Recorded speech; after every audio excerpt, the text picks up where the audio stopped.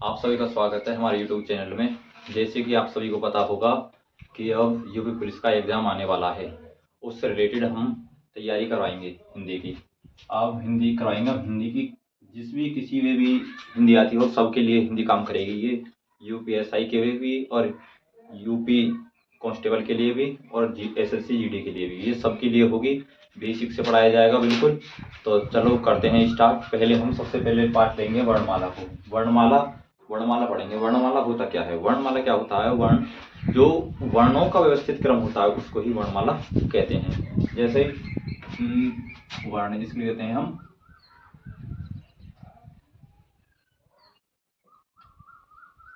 वर्णों का व्यवस्थित क्रम।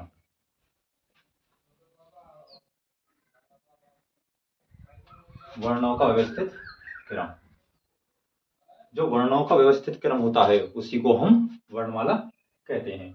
वर्णमाला में क्या होता है? देखो, वर्ण होते हैं हमारे टोटल कितने होते हैं? टोटल हमारे 52 वर्ण होते हैं टोटल। वो 52 वर्णों में से क्या होते हैं? कुछ स्वर होते हैं और कुछ व्यंजन होते हैं। जैसे कि अब बताएंगे हम, ये क्वेश्चन बनता है यहाँ पर हमारा, जो भाषा की सबसे छोटी इकाई क्या होगी? सोचो क्या होगी? सबसे छोटी इकाई होगी हमारे वर्ण। वर्ण होगी भाषा की सबसे छोटी इकाई। भाषा की सबसे छोटी इकाई।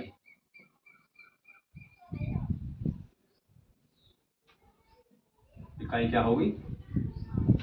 वर्ण। जो भाषा की सबसे छोटी इकाई होगी वो होगी वर्ण। और कहने लगे इसी को मतलब कहते कि भाषा की सबसे छोटी सार्थक इकाई क्या लगे? सार्थक इकाई मतलब होता है मतलब कि योग। अगर हम किसी वर्ण को और वर्ण को मिलाएंगे तो क्या बनेगा? शब्द। यानी कि जो हमारी भाषा की सबसे छोटी सार्थक इकाई बनेगी वो बनेगा शब्द। तो लिख देता हूं, भाषा की सबसे छोटी सार्थक इकाई।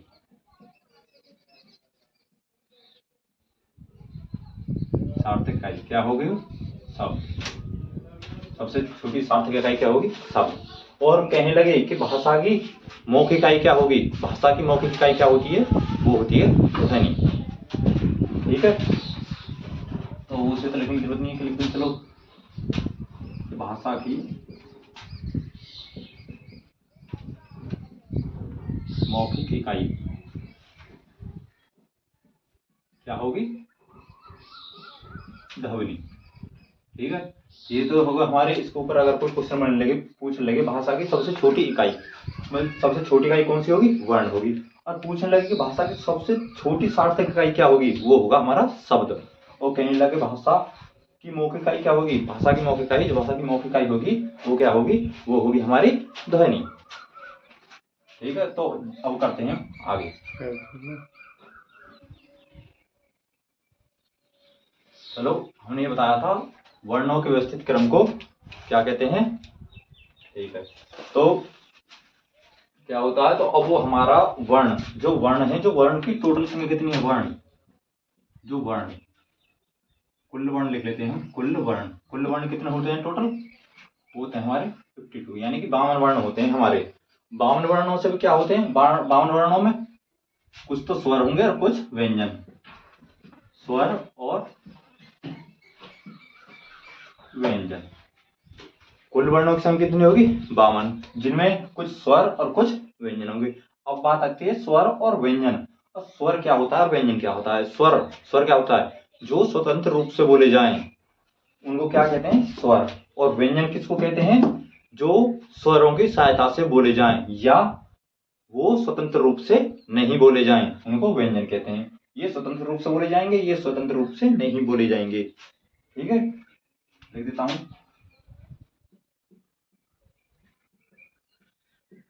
जो स्वतंत्र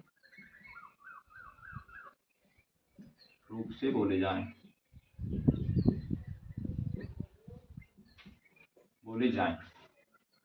और इनको जो स्वतंत्र रूप से नहीं बोले जाएं।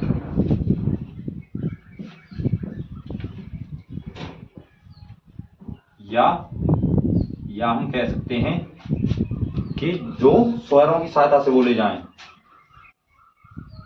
जो स्वरों सहायता से बोले जाएं।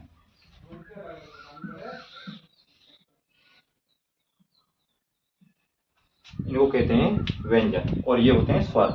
जो स्वतंत्र रूप से बोले जाएं वो होते हैं स्वर, और जो स्वतंत्र रूप से नहीं बोले जाएं उनको कहते हैं व्यंजन, या जो स्वरों की सहायता से बोले जाएं। जैसे हमारा एग्जाम्पल होगा इसमें, जैसे क्या होगा, ए, ये तो है हमारा स्वतंत्र रूप से ए बोला जाएगा।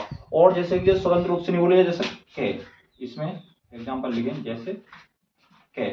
अब के को क्या होता है, जो के हमारा स्वतंत्र रूप से नहीं बोल जाए, के जब बोलेंगे ना तो के में ऑटोमेटिक ए की बात लिख रहेगी, तो इसलिए आदि के प्लस ए, जो के बनती है वो आदि के प्लस ए से मिलकर बनती है। यानी कि जो स्वरों की सहायता से बोले जाएं, देखो इस आदि के और ए की सहायता से, इसकी सहायता से बोला जा रहा, तो इसलिए इनको व्यंजन कहते हैं। और एक बात याद रखना, इनका एक संस्कृत में नाम होता है, संस्कृत में नाम, संस्कृत में नाम, इसका संस्कृत में जो नाम होता है वो होता है हल। संस्कृत में नाम, जो व्यंजन को जो संस्कृत में कहते हैं हम कहते हैं हल, और जो इसको संस्कृत में कहते हैं, संस्कृत में इसको कहते हैं हम अच। इसको याद रखना कि स्वर को संस्कृत में क्या कहते हैं और व्यंजन को संस्कृत में क्या कहते हैं। ये तो होगी हमारी बात यहाँ की। तो अब चलो अब पढ़ते हैं स्वर। स्वर, अब ये तो कर लिया, हमें स्वर और व्यंजनों की परिभाषा बता दी, और इसको बता दिया संस्कृत में क्या कहते हैं इन दोनों को, ये हो गया। और अब बात करेंगे, सबसे पहले हम इसकी करेंगे स्वर की। स्वर की बात करेंगे तो चलो एक बार स्क्रीन में सब ले लेना।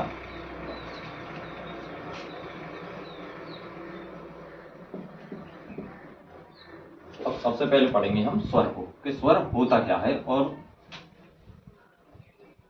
स्वरों की संख्या कितनी होती है, ये सब पढ़ेंगे। क्या बोला था, स्वर।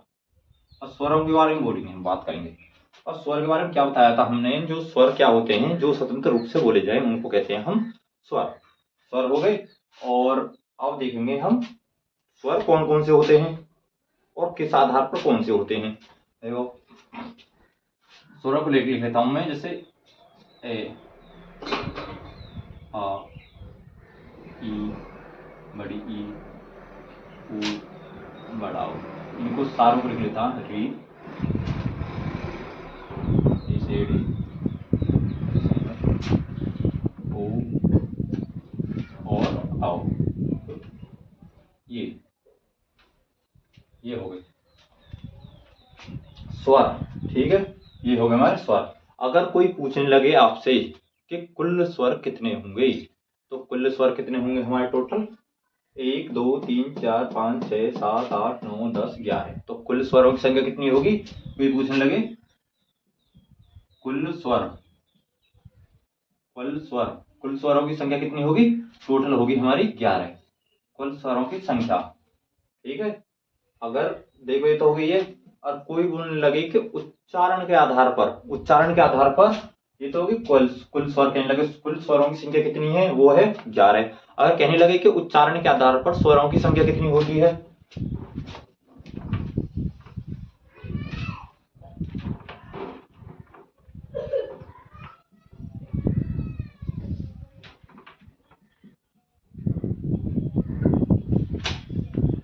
स्वरों की संख्या,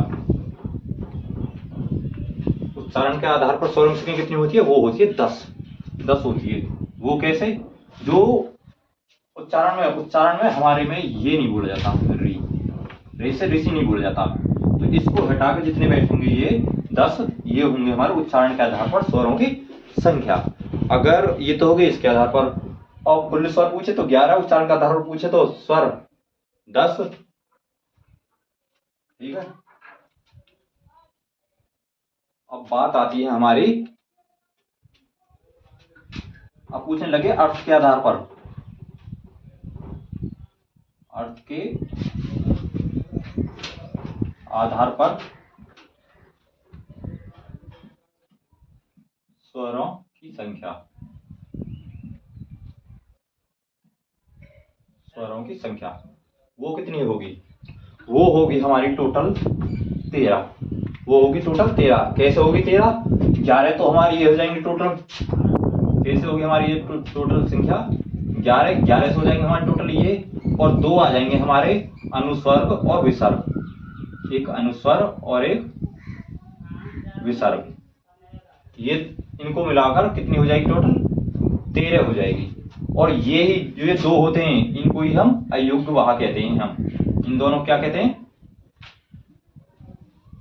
अयोग्य वाह।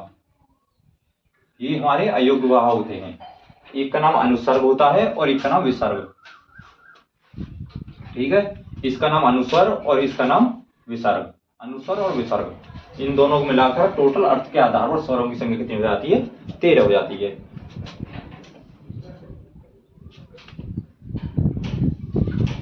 ठीक है, तो ये होगी ये। तो अब बात होगी ये टोटल के स्वर क्या थे और क्या थे। कुल स्वर इतने होते हैं, उच्चारण के आधार पर 10 होते हैं और अर्थ के आधार पर स्वर 13 होते हैं। अब बात तो है गई। अब लिखेंगे, ये तो हो गई ये। अब लिखेंगे मात्रा के आधार पर स्वर।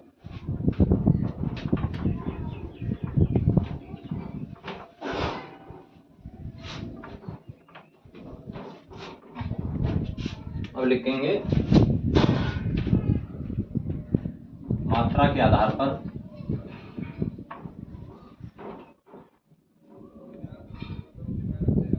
स्वरों का वर्गीकरण।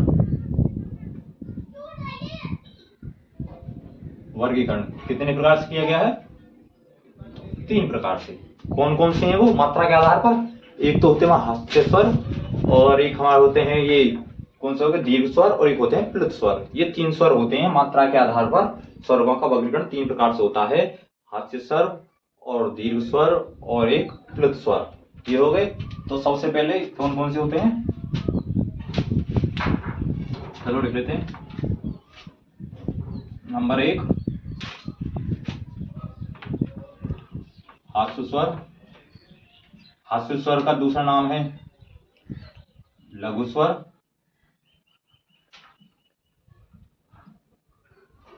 और दूसरा क्या है? दीर्घ स्वर, और तीसरा क्या है हमारा? प्लुत स्वर। ये हमारे 3 प्रकार के। कौन कौन से? हास्य स्वर, लघु स्वर, एक इसका नाम है ये दूसरा, और इसका दीर्घ स्वर, इसका नाम प्लुत स्वर। ये हमारे 3। तो अब बात करते हैं इनों के बारे में। एक एक के बारे में डिटेल में बताएंगे कैसे क्या होता है। हास्य स्वर होते क्या है? पहले करेंगे हम सबसे पहले बात हास्य स्वर की। हास्य स्वर में होता क्या है? सबसे पहले नंबर करेंगे हास्य स्वर की बात। हास्य स्वर होता क्या है? हास्य स्वर क्या होंगे? जो कम समय में बोले जाएं वो होते हैं हमारे हास्य स्वर।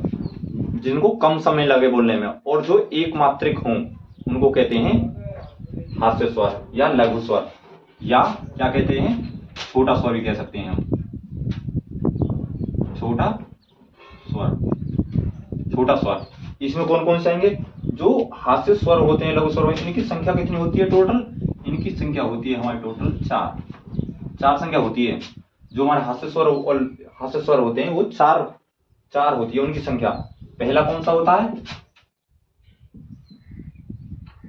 और ई और ऊ और री, ये 4 होते हैं और हास्य स्वर। और इसी को क्या कहते हैं? एक मात्रिक स्वर। एक मात्रिक स्वर, इनको एक मात्रिक स्वर कहते हैं। और कम समय में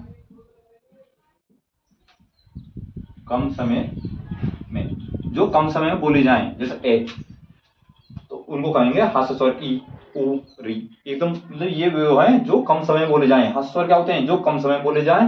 और कौन कौन से होते हैं? इनकी संख्या 4 होती है और इनको क्या कहते हैं? एक मात्रिक स्वर कहते हैं।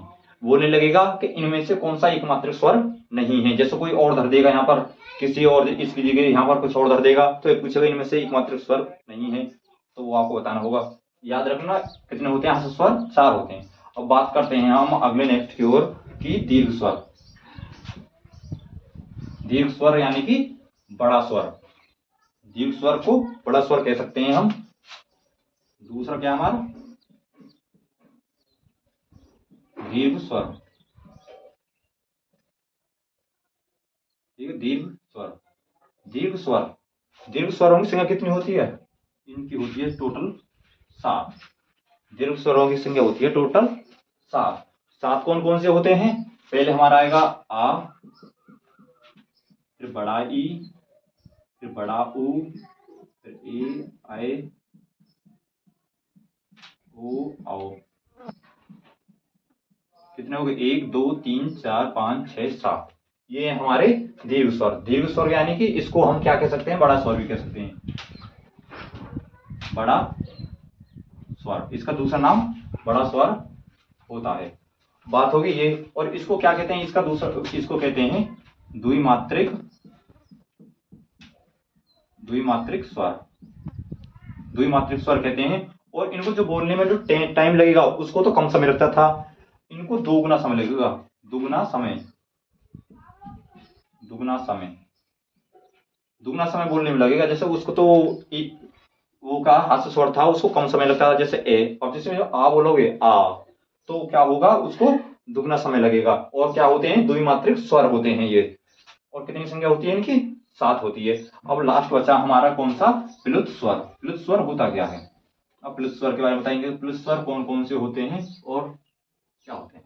प्लुत स्वर वो होते हैं जिनको बोलने के लिए 3 गुना टाइम लगे। 3 बात करेंगे। प्लुत, प्लुत स्वर, प्लुत स्वर। प्लुत स्वर होते क्या हैं? प्लुत स्वर क्या होंगे? जिनको 3 गुना समय लगे बोलने में, 3 गुना समय, 3 गुना समय लगे जिन्हें बोलने में, तो वो क्या होंगे? प्लुत स्वर होंगे। जैसे एग्जांपल की ओर ले लेते हैं हम। जैसे कोई वर्ड होता ओम, तो कैसे लिखते हैं हम? ये होगा। इसको बोलने में जो लगेगा टाइम, वो 3 गुना टाइम लगेगा।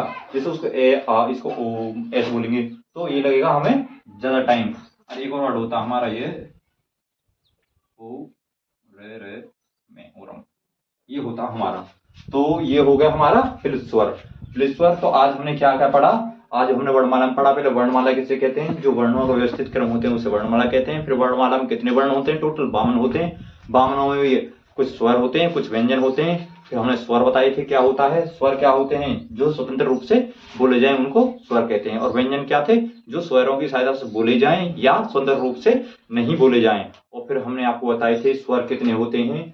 जैसे कि हमने बताया था, उच्चारण के आधार पर भी बताया था तुम्हें, अर्थ के आधार पर बताया था, कुल स्वर भी बताए थे। उसके बाद हमने मात्रा के आधार पर स्वरों का वर्गीकरण किया।